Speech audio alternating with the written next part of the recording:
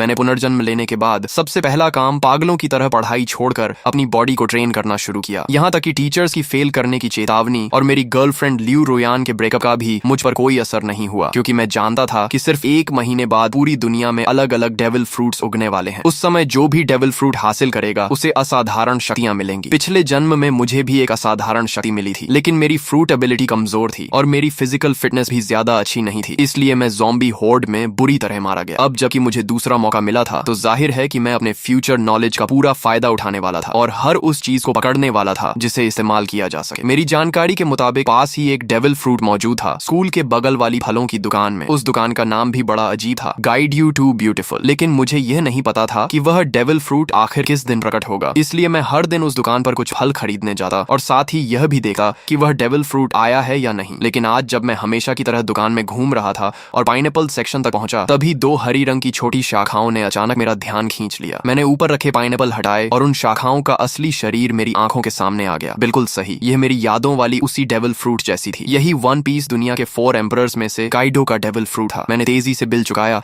और बाकी फलों से भरा एक बैग भी उठा लिया ताकि किसी को शक ना हो। जैसे ही मैं दुकान से बाहर निकला, सामने एक मजबूत शरीर वाला मध्यम उम्र का आदमी दिखाई दिया, वही आदमी जो पिछले जन्म में अज़्योर ड्रैगन फ्रूट का मालिक बना था। मैंने मन ही मन राहत की सांस ली। अगर मैं थोड़ी देर और कर देता तो ये फ्रूट उसी के हाथ लग जाती। हॉस्टल लौटे ही मैंने एक पल की भी देरी नहीं की और अज़्योर ड्रैगन फ्रूट को उठाकर सीधे एक बड़ा काट लिया। उसका स्वाद ऐसा था जैसे किसी ने सूखे पानी के टैंक और गंदगी के गड्ढे को मिलाकर उसमें सड़ी हुई पोछे की कपड़े को घुमा दिया हो और फिर सीधे मुंह में ठूंस दिया हो। इतनी गंदी टेस्ट थी कि मैं लगभग वहीं उल्टी कर देता, लेकिन मैंने खुद को रोका और किसी तरह उस गूदे को निगल लिया। फिर मैंने दिल मजबूत करके उसका बचा हुआ छिलका, बीज और वह छोटी बैंगनी शाखा भी निगल ली। काफी देर बाद मैंने गहरी सांस ली। अब चमत्कार का बीज बोया जा चुका था, बाकी सिर्फ इंतजार करना था। इसके बाद मैंने मोबाइल निकाला और शॉर्ट वीडियोस तथा फोरम ब्राउजिंग शुरू कर दी। कई प्लेटफॉर्म देखने के बाद मैंने एक आईडी सर्च की और पहला वीडियो खोला। भाइयों, देख रहे हो, ये थंडर फ्रूट है। कमेंट सेक्शन में बोली लगाओ, जो ज्यादा कीमत देगा उसे मिलेगा। ये देखकर मेरा दिल तेज धड़कने लगा। हालांकि अज़्योर ड्रैगन फ्रूट मैं पहले ही खा चुका था और दूसरा डेविल फ्रूट नहीं खा सकता था, लेकिन जब अपोकलिप्स आएगा और सभी लोग इसकी असली कीमत जान जाएंगे, तब करोड़ों रुपए देकर भी एक फ्रूट नहीं मिलेगी। ये सबसे महत्वपूर्ण ट्रेडिंग रिसोर्स थी और अगर ट्रेडिंग में इस्तेमाल न भी करूं तो मैं इसे अपने माता पिता या अपनी बहन को खिला सकता था। वैसे भी दूसरी फ्रूट खाने की संभावना पूरी तरह खत्म नहीं हुई थी, बस उसके लिए ताकत और किस्मत दोनों चाहिए थी। मैंने कमेंट सेक्शन में कुछ नहीं लिखा, बल्कि सीधे उस पीले बालों वाले लड़के वांग तियानची को प्राइवेट मैसेज भेजा। भाई, ये फ्रूट बहुत बढ़िया बनाई है, बिल्कुल असली जैसी लग रही है, मैं इसे खरीदना चाहता हूँ। कमेंट सेक्शन वाले लोग सिर्फ मजाक कर रहे हैं, जो कीमत चाहिए सीधे बताओ, अगर सही लगी तो तुरंत खरीद लूंगा। उसने जवाब दिया, भाई ये सचमुच डेविल फ्रूट है, इसकी कीमत 15 लाख है। मैंने कहा, अगर ये सच में डेविल फ्रूट है तो तुम खुद क्यों नहीं खा लेते? अगर बेचने का इरादा है तो सामान्य कीमत बताओ, नहीं तो मैं तुम्हें ब्लॉक कर दूंगा। वह बोला, ठीक है 1 लाख। मैंने कहा, 1000 फाइनल प्राइस। तुम्हारे जैसे कलेक्टिबल मॉडल की यही असली कीमत है। वह थोड़ा निराश हुआ, सोचा था ज्यादा पैसे ठग लूंगा, लेकिन 1000 भी ठीक है, कुछ दिन मौज हो जाएगी। मैंने कहा, ठीक है, पैसे दूंगा और सामान ले लूंगा। फिर मैंने पूछा, तुम कोई दुकान वाले नहीं हो? अगर मैं पैसे दे दूं और तुम सामान न भेजो तो बता दो, मैं आमने सामने डील करूंगा। उसने हंसकर कहा, सामने ही सही, क्या कर लोगे? उसने पता भेज दिया। फ्रूट मिलने के बाद मैं पूरी रफ्तार से निकल पड़ा और 2.5 घंटे में उसके बताए हुए छोटे शहर के स्टेशन पहुंच गया। मैंने पूछा, तुम वही हो जो डेविल फ्रूट बेच रहे थे? पेमेंट QR कोड दो, पहले फ्रूट देखूंगा फिर पैसे दूंगा। वह बोला, पहले पैसे फिर सामान। क्या तुम्हें लगता है मैं भाग जाऊंगा? मैंने कहा, यह तुम्हारा इलाका है। उसने सोचा और माना कि बात सही है, इस इलाके में उसकी थोड़ी बहुत पहचान थी। अगर मैं पैसे न देता तो वह एक फोन करता और उसके दोस्त मिनटों में पहुंच जाते। जब उसने बैग मेरी तरफ बढ़ाया तो मेरे हाथ तक कांप रहे थे। मैंने फ्रूट निकाली और मेरा दिल जोर जोर से धड़कने लगा। कोई गलती नहीं थी, ये असली डेविल फ्रूट थी। मैंने बिना समय गंवाए तुरंत 1000 रुपए ट्रांसफर कर दिए, फ्रूट को संभाला और वापस निकल पड़ा। अगर इस बेकार जगह से ट्रेन चलती होती तो मैं उसी समय घर लौट जाता। वापसी के रास्ते में मैं मोबाइल पर शॉर्ट वीडियोस देख रहा था कि अचानक एक वीडियो ने मेरा ध्यान खींच लिया। हाल ही में कई लोग अचानक बेहोश हो रहे हैं और लोगों के शरीर पर अजीब अजीब धब्बे दिखाई देने लगे हैं। एक्सपर्ट्स का कहना था कि यह संभवतः किसी नए प्रकार का फ्लू हो सकता है और सभी से मास्क पहनने तथा सावधानी बरतने की अपील की जा रही थी। ये खबर देखते ही मेरा दिल जोर से धड़क उठा। बेहोशी, शरीर पर धब्बे, क्या यह वही संकेत नहीं थे जो पिछले जन्म में अपोकलिप्स शुरू होने से पहले दिखाई दिए थे? मैंने बिना एक पल गंवाए हॉस्टल की ओर दौड़ लगा दी। पहले से तैयार रखा हुआ अपना सामान उठाया और बाहर निकलने ही वाला था कि पीछे से अचानक एक दर्दनाक चीख सुनाई दी। कई छात्र अचानक जमीन पर गिर पड़े और उनके शरीर पर धब्बे उभरने लगे। इसके तुरंत बाद एक रहस्यमयी दबाव पूरे क्षेत्र में फैल गया, जिससे सभी लोग हिलने तक में असमर्थ हो गए। तभी जो लोग पूरी तरह बेहोश हो चुके थे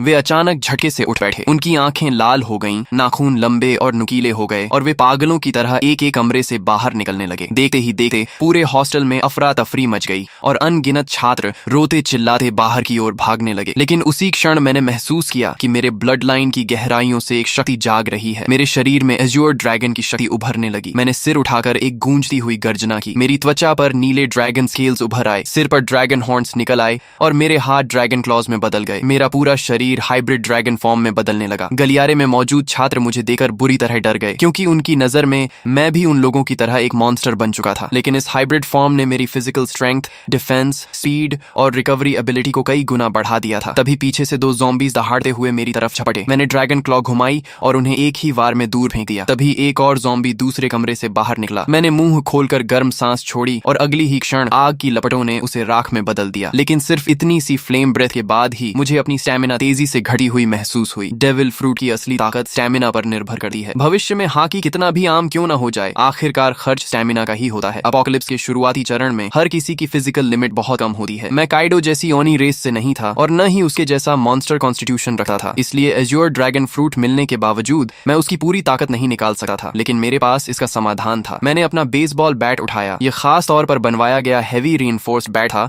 जो ज़ॉम्बी के सिर कुचलने के लिए बिल्कुल परफेक्ट था। मैंने बैट घुमाया और उस पर बिजली की लहरें दौड़ने लगी। एज्योर ड्रैगन फ्रूट हवा, आग और बिजली तीनों एलिमेंट्स को कंट्रोल कर सकता था। भले ही इसकी ताकत लोजिया फ्रूट्स जितनी ना हो, लेकिन अटैक एनहांस करने के लिए यह काफी थी। मैं गलियारे में ज़ॉम्बीज का सफाया करता हुआ आगे बढ़ता गया और जल्दी ही बाकी छात्रों का ध्यान मेरी तरफ गया। लगातार ज़ॉम्बीज को खत्म करने की वजह से उन्हें भागने और सांस लेने का मौका मिल रहा था। बिजली से घिरा मेरा बेसबॉल बैट सचमुच थंडर बागवा जैसा लग रहा था। लगभग हर ज़ॉम्बी मेरे सामने एक ही वार में खत्म हो रहा था। लेकिन मैं इस कत्लेआम के रोमांच में नहीं डूबा। लड़ते हुए मैं तेजी से नीचे की ओर बढ़ता रहा। मेरा पहला लक्ष्य था किसी भी कीमत पर घर पहुंचना, ताकि इस जन्म में मेरे माता पिता और मेरी छोटी बहन को फिर कभी अपमान और अत्याचार न सहना पड़े। दूसरा लक्ष्य था जितनी जल्दी हो सके 100 ज़ॉम्बीज मारना, क्योंकि जो व्यक्ति अकेले 100 ज़ॉम्बीज खत्म करता उसके लिए डिवाइन स्पेस खुल जाती थी। वहां से मैं 3 कलर हाकी की ट्रेनिंग मेथड प्राप्त कर सकता था और अपनी ताकत तेजी से बढ़ा सकता था। एज्योर ड्रैगन उड़ सकता था, लेकिन मेरी मौजूदा स्टैमिना इतनी नहीं थी कि मैं उड़कर घर पहुंच सकूं। इसलिए मैं लोहे के बैट को घुमाते हुए एज्योर ड्रैगन वॉर गॉड की तरह आगे बढ़ता गया। मेरे पीछे बड़ी संख्या में छात्र जमा हो गए जो मेरे पीछे पीछे निकलना चाहते थे, लेकिन उन्हें नहीं पता था कि अपोकलिप्स में कहीं भी सेफ प्लेस नहीं होती। कई बार हॉस्टल का दरवाजा बंद करके अंदर छिपे रहना ज्यादा समय तक जिंदा रख सकता था। जब मैं हॉस्टल से बाहर निकला तो नीचे का दृश्य देखकर मेरी आंखें सिकुड़ गईं। यह स्कूल कभी एक मास ग्रेवयार्ड हुआ करता था। कैंपस में यह अफवाह मशहूर थी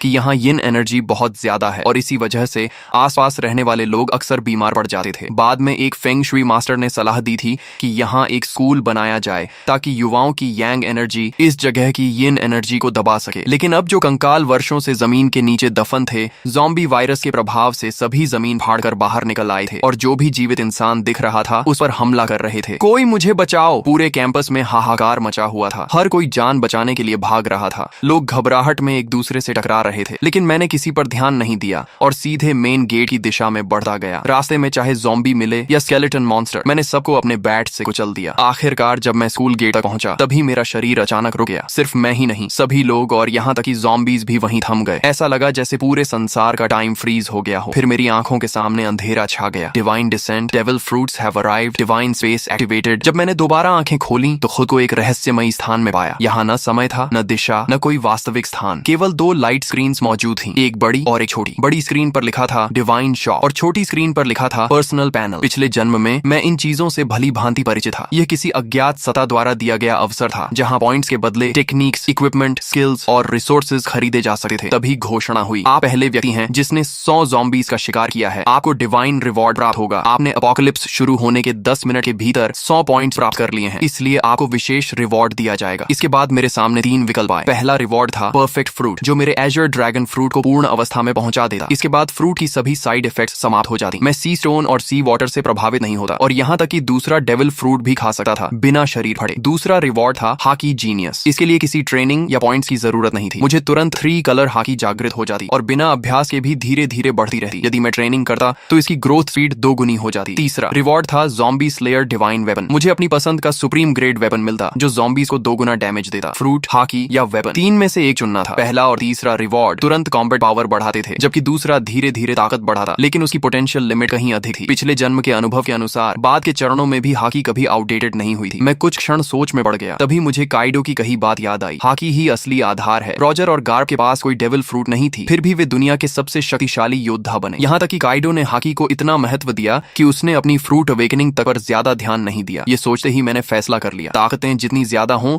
उतना अच्छा नहीं। असली बात यह है कि किसी एक ताकत को उसकी सीमा तक पहुंचाया जाए। एज्योर ड्रैगन फ्रूट कितनी शक्तिशाली बनेगी, ये पूरी तरह मेरी फिजिकल स्ट्रेंथ पर निर्भर था। अगले ही क्षण मैंने हाकी जीनियस चुन लिया। तुरंत 3 कलर हाकी मेरे भीतर जाग उठी। काली ऊर्जा की एक पतली परत मेरी मुट्ठियों पर चढ़ गई। यह आर्मामेंट हाकी थी। इसके बाद मैंने कुछ पॉइंट्स खर्च करके 5 वाटर मीट खरीदे, जो तेजी से स्टेमिना रिकवर करने वाला फूड था और लड़ाई में लंबे समय तक टिकने में मदद करता था। पर्सनल पैनल सिर्फ स्टेटस स्क्रीन नहीं थी, बल्कि कम्युनिकेशन डिवाइस भी थी। अपोकलिप्स में जब मानव सभ्यता टूट गई थी, तब लोग इसी पैनल के कम्युनिकेशन फंक्शन से संपर्क बनाए रखते थे। इसमें अलग अलग चैनल्स भी बने हुए थे और बहुत से लोग पहले ही बातचीत शुरू कर चुके थे। तभी घोषणा हुई, स्पेस कनेक्शन समाप्त होने वाली है। भविष्य में केवल विचार करते ही डिवाइन स्पेस में प्रवेश किया जा सकेगा। मेरी आंखों के सामने फिर अंधेरा छा गया। जब मैंने दोबारा आंखें खोली तो मैं वापस अपने शरीर में था। चारों ओर अनगिनत ज़ॉम्बीज और घबराए हुए छात्र शिक्षक मौजूद थे। मैंने तुरंत एक वाटर मीट मुंह में ठूंस ली और तेजी से खाते हुए स्कूल गेट की ओर बढ़ने लगा। तभी मुझे अचानक खतरे का एहसास हुआ। मैंने तुरंत अपना शरीर एक ओर घुमा लिया। जिस जगह मैं खड़ा था वहां अगले ही पल जमीन फट गई और एक स्केलेटन आर्म बाहर निकल आई। बहुत से लोग सोच रहे थे कि शहर छोड़कर किसी सुनसान जगह चले जाएंगे और किसी तरह जीवित रहेंगे, लेकिन उन्हें नहीं पता था कि अब इस दुनिया में 1 इंच भी सुरक्षित जमीन नहीं बची थी। इसी दौरान रास्ते में चल रही कारों के रेडियो पर इमरजेंसी ब्रॉडकास्ट लगातार बज रहा था। यह राष्ट्रीय आपातकालीन सूचना है। सभी नागरिक शांत रहें, अपने घरों के अंदर रहें और दरवाजे खिड़कियां बंद रखें। हमारी सेना पूरी तरह सक्रिय हो चुकी है। रेडियो पर आगे घोषणा हुई, हमारी बायोलॉजिकल लैबोरेटरीज भी एंटीडोट विकसित करने में लगी हुई हैं। कृपया शांति बनाए रखें और घबराहट में कोई गलत कदम न उठाएं। लेकिन मैं जानता था कि सच्चाई इससे कहीं ज्यादा भयावह है। ज़ॉम्बी वायरस की पहली लहर हवा के जरिए फैलती थी और जिन लोगों की फिजिकल कॉन्स्टिट्यूशन कमजोर होती थी वे सबसे पहले संक्रमित होते थे। इसी वजह से हॉस्पिटल्स और ओल्ड एज होम्स संक्रमण के सबसे बड़े केंद्र बन गए थे। अपोकलिप्स शुरू होने के बाद वायरस का मुख्य संक्रमण तरीका ब्लड ट्रांसमिशन बन जाता था। ऐसी स्थिति में सेना के जवान, जिनकी फिजिकल फिटनेस सबसे अच्छी होती थी, उनके संक्रमित होने की संभावना बहुत कम रहती थी। इसलिए अपोकलिप्स की शुरुआत में मिलिट्री अभी भी कुछ हद तक प्रभावी रहती थी, लेकिन मैं जानता था कि यह ज्यादा समय तक नहीं चलेगा। अगर सेना तेजी से ज़ॉम्बीज को खत्म करना चाहती तो उसे गन्स और अन्य फायर आर्म्स का इस्तेमाल करना पड़ता, लेकिन ऐसा करने पर उन्हें पॉइंट्स नहीं मिलते। पॉइंट्स के बिना वे मजबूत नहीं बन सकते थे। दूसरी तरफ ज़ॉम्बीज लगातार विकसित होते जाते और आखिरकार ऐसे स्तर पर पहुंच जाते जहां सामान्य फायर आर्म्स भी उनके सामने बेअसर हो जाती। जैसे जैसे ज़ॉम्बीज मजबूत होते, सेना कमजोर पड़ती जाती और समाज का पतन तेजी से होने लगा। इसलिए इस अपोकलिप्स में असली उम्मीद सिर्फ एक ही थी, हर इंसान को योद्धा बनना होगा और खुद ज़ॉम्बीज से लड़ना होगा। यह एक ऐसी सर्वाइवल कंपटीशन थी जिसमें केवल योग्य और शक्तिशाली लोग ही आगे बढ़ सकते थे। मेरी कार तेज रफ्तार से सड़क पर दौड़ रही थी। रास्ते में अगर कोई ज़ॉम्बी सामने आ भी जाता तो मैं ब्रेक लगाने की बजाय उसे सीधा टक्कर मारकर आगे निकल जाता। तभी अचानक मेरा फोन बज उठा। कॉल उठाते ही दूसरी तरफ से मेरी छोटी बहन की घबराई हुई आवाज सुनाई दी, भैया आप कहाँ हो? बाहर बहुत सारे ज़ॉम्बीज हैं, बहुत डर लग रहा है। मैंने तुरंत पूछा, मैं ठीक हूँ, तुम कैसी हो? मम्मी पापा ठीक है ना? उसने राहत की सांस लेते हुए कहा, मम्मी ने आपकी बात मानकर पहले ही छुट्टी ले ली थी और मुझे स्कूल से घर ले आई थी। पापा अभी हॉस्पिटल में हैं। उन्होंने कहा है कि उन्होंने ऑफिस लॉक कर लिया है और फिलहाल सुरक्षित हैं। भैया आप तो सचमुच भविष्यवक्ता निकले। अगर आपने मम्मी को जबरदस्ती छुट्टी लेने के लिए न कहा होता तो शायद हम अभी बाहर ही मर चुके होते। पिछले 1 महीने से मेरी बहन औचिंग बहुत हैरान थी, क्योंकि मैं हर दिन बड़ी मात्रा में डेली नेसेसिटीज घर भेज रहा था। जब भी परिवार पूछता कि इतना सामान क्यों जमा कर रहा हूँ, मैं कोई जवाब नहीं देता था। उन्हें यह भी नहीं पता था कि मेरे पास इतना पैसा आया कहाँ से। असल में मेरे पास कोई पैसा नहीं था। सिर्फ 1 महीने में इतना कमाना भी असंभव था। लेकिन जब अपोकलिप्स आने ही वाला था तो मुझे कर्ज लेने से डरने की क्या जरूरत थी। मैंने लगभग हर ऑनलाइन प्लेटफॉर्म से लोन ले लिया था। अगर माता पिता को समझाने की समस्या न होती तो शायद मैं घर तक गिरवी रख देता। हालांकि डिवाइन स्पेस के मौजूद होने के कारण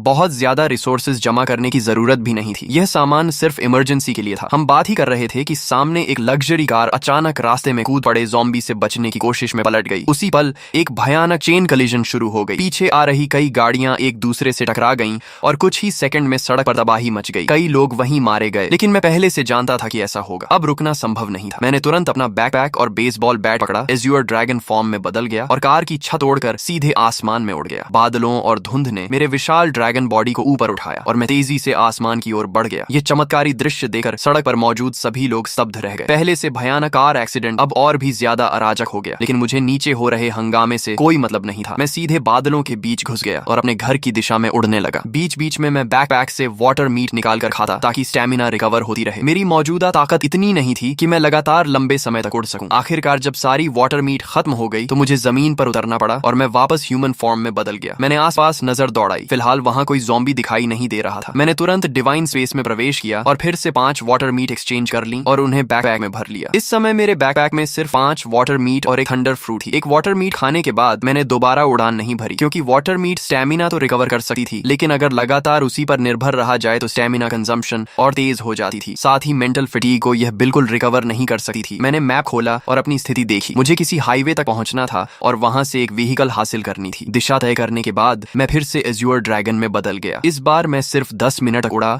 और जल्द ही नीचे एक हाईवे दिखाई देने लगी, जहां अनगिनत व्हीकल्स तेज रफ्तार से दौड़ रही थी। मेरा लक्ष्य था कोई मजबूत ऑफ रोड एसयूवी ढूंढना। नीचे सड़क पर मौजूद कई लोगों ने आसमान में उड़ते एज्योर ड्रैगन को देख लिया था। तुरंत लोगों ने अपने फोन्स निकालकर वीडियो बनाना शुरू कर दिया और उसे डिवाइन स्पेस के कम्युनिकेशन चैनल पर अपलोड कर दिया। दोस्तों, मैंने ड्रैगन देखा है, बहुत बड़ा एज्योर ड्रैगन, कम से कम 10 मीटर लंबा होगा, किसी ने लिखा। दूसरे ने जवाब दिया, ये जरूर काइडो का एज्योर ड्रैगन फ्रूट होगा। पता नहीं किस लकी आदमी को इतनी ताकतवर मिथिकल बीस्ट फ्रूट मिल गई। तभी किसी और ने लिखा, मुझे भी कभी थंडर फ्रूट मिली थी, लेकिन मैंने उसे नकली समझकर बेच दिया। ये मैसेज लिखने वाला वही पीले बालों वाला हुआंग तियंची था। उसे अब पछतावे से खुद को मार लेने का मन कर रहा था। आखिर उसने असली थंडर फ्रूट सिर्फ 1000 रुपए में बेच दी थी। जीजू से यूजो जाने वाले हाईवे के ऊपर उड़ते हुए मैं आखिरकार एक बेहद मजबूत दिखने वाली ऑफ रोड एसयूवी पर नजर टिकाने ही वाला था। मैं नीचे उतरकर राइड लेने की तैयारी कर रहा था कि तभी मेरी नजर सड़क किनारे खड़े एक विशाल पेड़ पर पड़ी। वहां किसी चीज की हल्की लेकिन रहस्यमयी चमक टिमटिमा रही थी। मैंने पहले ही अनुमान लगाया था कि दुनिया में प्रकट होने वाले अधिकांश डेविल फ्रूट्स जोन टाइप के होंगे। हालांकि मिथिकल बीस्ट फ्रूट्स भी उतने दुर्लभ नहीं थे जितना लोग सोचते थे। आखिर दुनिया की हर संस्कृति और हर सभ्यता में अनगिनत मिथिकल क्रीचर्स, डिवाइन बीस्ट्स और डीमोनिक मॉन्स्टर्स मौजूद थे। उन सभी के आधार पर नई मिथिकल बीस्ट फ्रूट्स जन्म लेने वाली थी। लेकिन भले ही मिथिकल फ्रूट्स की संख्या बढ़ जाए, फिर भी वे सबसे शक्तिशाली फ्रूट्स में गिनी जाती थी। मैंने अपने ड्रैगन क्लॉ से उस चमकती हुई फ्रूट को तोड़ा और उसे पीछे लटके बड़े बैकपैक में रख लिया। जब मेरे पॉइंट्स 1000 तक पहुंच जाएंगे, तब डिवाइन स्पेस में एक नया फंक्शन अनलॉक होगा, डेविल फ्रूट आइडेंटिफिकेशन। उसकी मदद से मैं किसी भी फ्रूट की एबिलिटी पहले से जान सकता था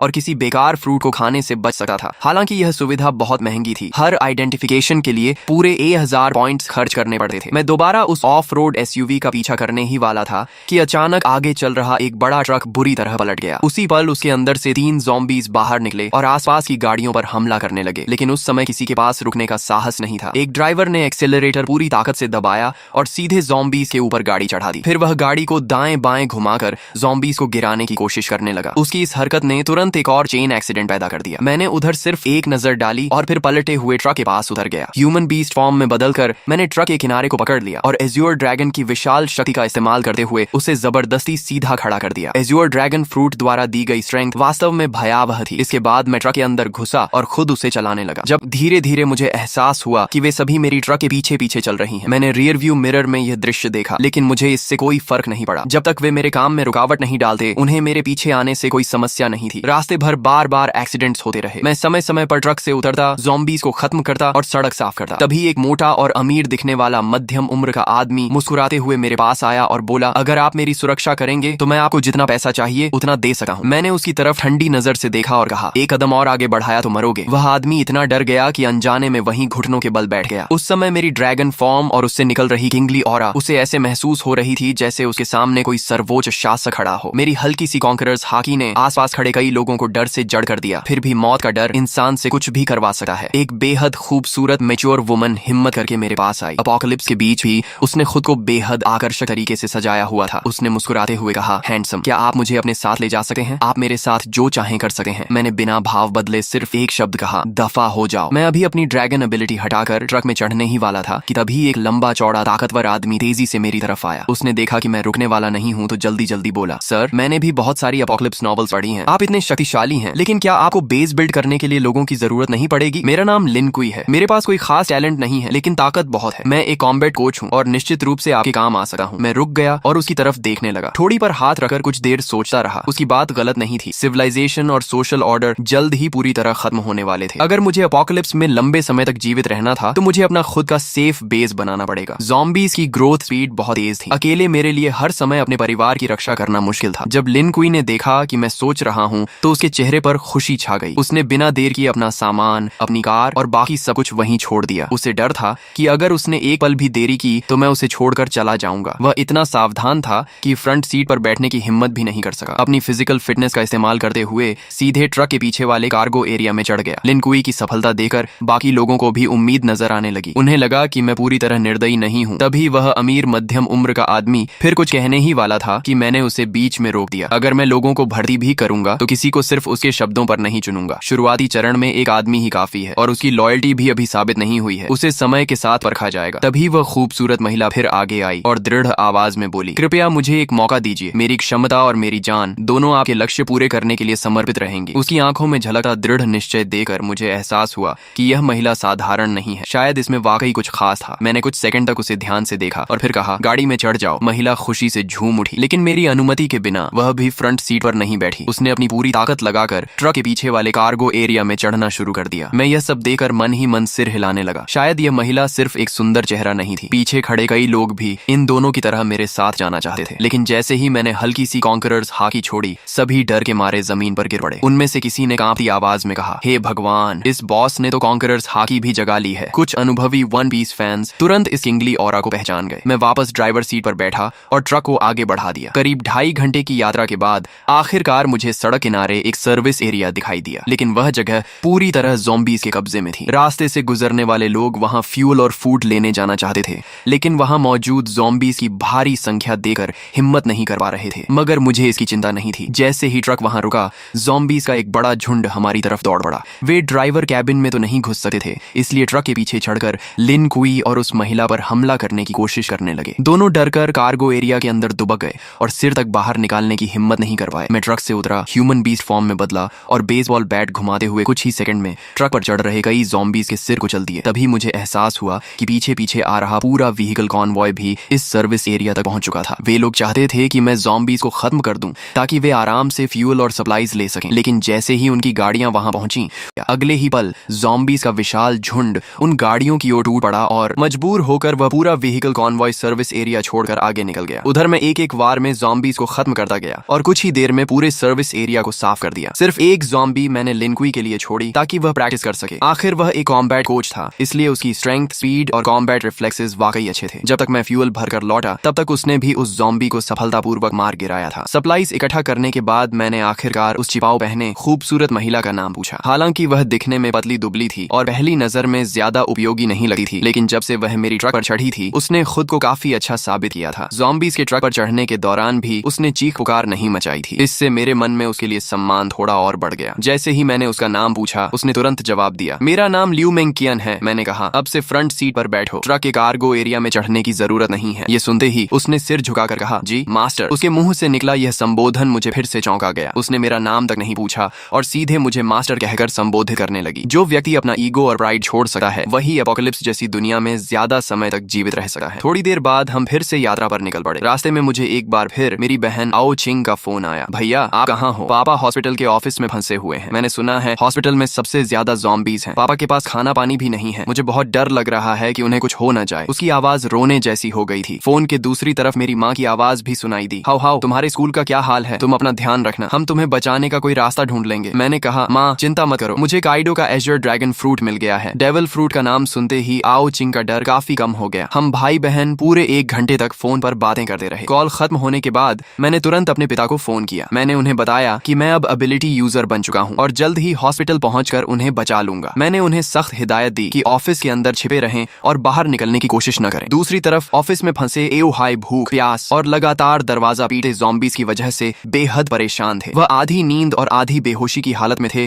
कि तभी मेरा फोन आया। मेरा नाम देखते ही उनमें जान आ गई। जब मैंने उन्हें वीडियो कॉल की और उन्होंने मुझे ड्रैगन ह्यूमन फॉर्म में ज़ॉम्बीज़ का सफाया करते देखा, तब जाकर उनके दिल को सुकून मिला। उन्होंने मुझे अपने ऑफिस का रास्ता बताया। मैं तेजी से हॉस्पिटल के एक कोने में बने ऑफिस तक पहुंच गया। वहां 12 ज़ॉम्बीज़ लगातार दरवाजा तोड़ने की कोशिश कर रहे थे। दरवाजे में कई बड़े छेद भी हो चुके थे। अगर अंदर से टेबल्स और चेयर्स लगाकर उसे ब्लॉक न किया गया होता तो ज़ॉम्बीज़ कब के अंदर घुसकर पापा को टुकड़े टुकड़े कर चुके होते। मैंने बेसबॉल बैट घुमाई और कुछ ही सेकंड में उन सभी ज़ॉम्बीज़ के सिर तोड़ डाले। फिर एक जोरदार किक मारकर ऑफिस का दरवाजा खोल दिया। अंदर मौजूद पापा की हालत जरूर खराब थी, लेकिन वे पूरी तरह सुरक्षित थे। मेरे लिए यही सबसे बड़ी खुशखबरी थी। एओ हाई वाटर मीट खाते हुए बोले, तो ये वही डेविल फ्रूट एबिलिटी है जिसके बारे में तुम और आओ चिंग बात कर रहे थे। ऑफिस में फंसे रहने के दौरान उन्होंने डिवाइन स्पेस के कम्युनिकेशन चैनल्स में बहुत सारे वीडियोस और डिस्कशंस देख लिए थे, इसलिए उन्हें वन पीस और डेविल फ्रूट्स के बारे में कुछ जानकारी हो गई थी। मैं हंस पड़ा और एक और अंदर घुसे ज़ॉम्बी का सिर बैट से कुचलते हुए बोला, कैसा लगा आपका बेटा? कूल है ना? आओ हाई मुस्कुराकर बोले, बहुत कूल है बदमाश। अपोकलिप्स शुरू होने के बाद उन्होंने अपनी आंखों से अनगिनत लोगों को ज़ॉम्बीज़ के हाथों मरते देखा था। ऐसे में उनका पूरा परिवार अभी तक सुरक्षित था। यही उनके लिए सबसे बड़ी खुशी थी। हॉस्पिटल से बाहर निकलते समय मैंने देखा कि कई कई बिल्डिंग्स के दरवाजों और खिड़कियों के पीछे लोग छिपे हुए बाहर झांक रहे थे। जब उन्होंने एओ हाई को एक ड्रैगन मैन के साथ जाते देखा और यह भी देखा कि वह ड्रैगन मैन कितनी आसानी से ज़ॉम्बीज़ को मार रहा है, तो कई लोग मदद के लिए चिल्लाने लगे, ओल्ड हाई, हमें भी बचा लो। आओ हाई के चेहरे पर दया की झलक दिखाई दी। उन्होंने कहा, हाओ, इन्हें भी बचा लो, ये सब मेरे कॉलीग्स हैं, बहुत बेचारे हैं। मैंने ठंडे स्वर में जवाब दिया, बचाकर क्या करूंगा? क्या मैं इन्हें एक एक करके इनके घर भी छोड़ूंगा? और अगर घर पहुंच भी गए तो क्या वे निश्चित रूप से जिंदा रह पाएंगे? मैंने उनकी पुकारों को अनसुना किया और पापा को लेकर आगे बढ़ गया। रास्ते में हम उस कमरे के पास पहुंचे जहां लिन कुई और लियू मेंकियन छिपे हुए थे। मैंने दरवाजे पर हमला कर रहे ज़ॉम्बीज़ को खत्म किया